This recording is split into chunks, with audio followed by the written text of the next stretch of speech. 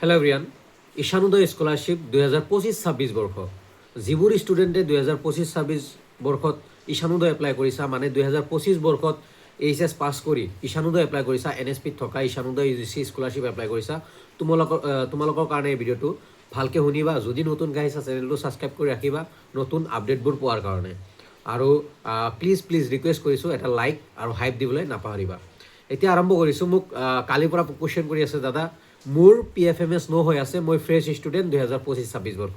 সেইকাৰণে এই ভিডিঅ'টো বনাব লগা হৈছে, ইমান ষ্টুডেণ্টৰ কনফিউজন। তোমালোকে 2025-26 বৰ্ষত এপ্লাই কৰিছা, তাৰপিছত তোমালোকৰ ইনষ্টিটিউট লেভেল মানে কলেজ লেভেলৰ ভেৰিফিকেশ্যন হৈছে, তাৰে পিছত তোমালোকৰ ষ্টেট লেভেল মানে মিনিষ্ট্ৰীয়ে তোমালোকৰ ডকুমেণ্টছ ভেৰিফিকেশ্যন কৰিছে। তোমাৰ যিখিনি ডকুমেণ্টছ ইনষ্টিটিউট প্ৰথমত, তাৰপিছত ষ্টেট লেভেলত ভেৰিফিকেশ্যন হৈছে।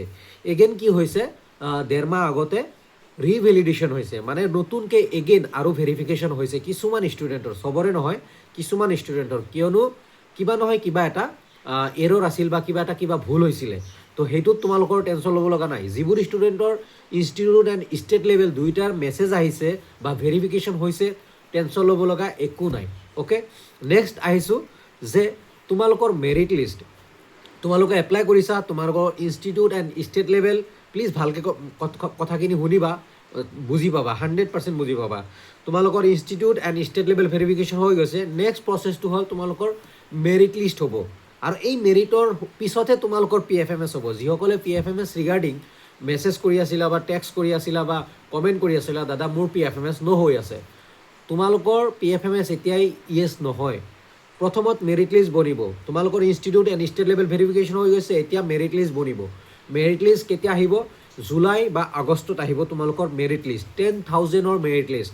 ছায়েন্সৰ 5,000, ছায়েন্সৰ মিনছ মেডিকেল ইঞ্জিনিয়াৰিং BSc কৰি আছে কিছুমানে, সিহঁতৰ টেকনিকেল কিবা কোৰ্চ কৰি আছে, সিহঁতৰ 5,000, আৰু আৰ্টছৰ আৰু কমাৰ্চৰ মিলি 5,000। টোটেল 10,000 ষ্টুডেণ্টৰ ছিলেকশ্যন লিষ্ট আহিব, একদম ছিলেক্টেড লিষ্ট। 10,000, 5,000, 5,000। তাৰে পিছতে তোমালোকৰ PFMS, যিবোৰ ষ্টুডেণ্ট ছিলেক্ট হ'ব সেইবোৰ ষ্টুডেণ্টৰে PFMS ইয়েছ হৈ যাব। বাকীবোৰ সেনেকৈয়ে থাকিব, সিহঁতে এক্সক্লুড হৈ যাব, মানে লিষ্টৰ পৰা। যদি লিষ্টত নাই দেন সিহঁতৰ কোনো তাতে মানে দৰকাৰ নাই। মানে যিবোৰ ষ্টুডেণ্ট ছিলেকশ্যন হ'ব বা ছিলেক্ট কৰিব যিবোৰ ষ্টুডেণ্টক, সেইবোৰৰ PFMS ইয়েছ হ'ব। কিয়নো PFMSৰ মিডিয়াম এটা মিডিয়াম যিটোৰ থ্ৰুদি তোমালোকক পে'মেণ্ট কৰিব। অ'কে, তো PFMS ইয়েছ হৈ যোৱাৰ পিছত তোমালোকক এটা টোকেন নাম্বাৰ দিব।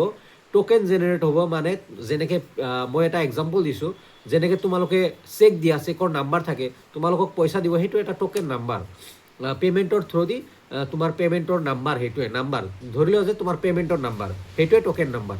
তোমাৰ institute level state level verification হৈ গৈছে, আগতে হৈ গৈছে। এতিয়া মেৰিট লিষ্ট আহিব জুলাই আগষ্টত। তাৰে পিছত তোমাৰ PFMS ইয়েছ হ'ব, যিবোৰ ষ্টুডেণ্ট ছিলেকশ্যন হ'ব। তাৰপিছত যিবোৰৰ ছিলেক্ট নহ'ব সিহঁতৰ ইয়েছ নহয়। তাৰপিছত টোকেন জেনেৰেট হ'ব, মানে তোমাক পে'মেণ্ট কৰিব। তাৰপিছত ছেপ্টেম্বৰ অক্টোবৰ মাহত কি কৰে, পে'মেণ্ট প্ৰদান কৰে NSPয়ে বা ঈশানোদয়ৰ পে'মেণ্ট UGCয়ে কেতিয়া পে'মেণ্ট কৰিব? ফ্ৰেছ ষ্টুডেণ্ট যিবোৰ আছা সিহঁতক পে'মেণ্ট কৰিব ছেপ্টেম্বৰ অক্টোবৰত। আৰু পে'মেণ্ট পায়ে তোমালোকে ৰিনিউৱেল কৰিব লাগিব, বা পে'মেণ্ট পোৱা নাই তথাপিও ৰিনিউৱেল কৰি দিব লাগিব। যদি তুমি ছিলেক্ট হৈছা ৰিনিউৱেল কৰি দিব লাগিব। পে'মেণ্ট পাবও পাৰা, কেতিয়াবা প্ৰব্লেম হয় টেকনিকেল, সেইখিনি পিছত ক'ম বাৰু। চ' তথাপিও তোমালোকে ৰিনিউৱেল কৰিব লাগিব নেক্সট ইয়েৰৰ পইচাৰ কাৰণে। চ' এইখিনি আছিল ইম্পৰ্টেণ্ট কথা, যে বহুতে কুৱেশ্যন কৰি আছে, দাদা মই ফ্ৰেছ ষ্টুডেণ্ট, মোৰ PFMS কিয় ন হৈ আছে? তোমাৰ এতিয়া ইয়েছ নহয়, অনেষ্ট কথা, তোমাৰ এতিয়া ইয়েছ নহয়। তোমাৰ কেতিয়া ইয়েছ হ'ব? মেৰিট লিষ্ট অহাৰ পিছত ইয়েছ হ'ব। যেতিয়া মেৰিট লিষ্ট আহি যাব তাৰে পিছত তোমাক ইয়েছ দিব।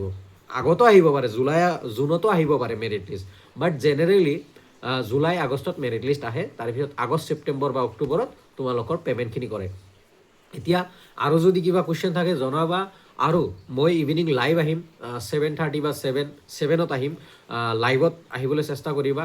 আৰু লগতে এটা কথা ক'ম যে তোমালোকে ধৈৰ্য ৰাখা, যিবোৰ ষ্টুডেণ্ট ফ্ৰেছ ষ্টুডেণ্ট আছা ধৈৰ্য ৰাখা। ইনষ্টিটিউট এণ্ড ষ্টেট লেভেল যদি হৈ গৈছে, বিন্দাছ ধৈৰ্য ৰাখা, পাৰ্চেণ্টেজ ভাল যদি আছে ধৈৰ্য ৰাখা আৰু কাট অফটো সুধিবা বহুতে এতিয়া কমেণ্ট কৰিব যে কাট অফ কিমান হ'ব কাট অফ 80 আশে পাশে থাকিব মোৰ মতে অ'কে মোৰ মতে মোৰ যিখিনি ধাৰণা কাট অফ 80 আশে পাশে থাকিব চ' যিমান 80ৰ ওপৰত যিমান যাব তাৰ সিমান চান্স বেছি সাপোজ 85 সিটো 100% সিলেকশ্যন হ'ব 87 100% হ'ব 86 100% হ'ব চ' এনেকুৱা কথা আৰু 80ৰ আশে পাশে থাকিব কাট অফ চ' বেষ্ট উইচেছ থাকিল প্লিজ ভাল লাগিলে কমেণ্ট এটা কৰিবা থেংক ইউ এভৰিৱান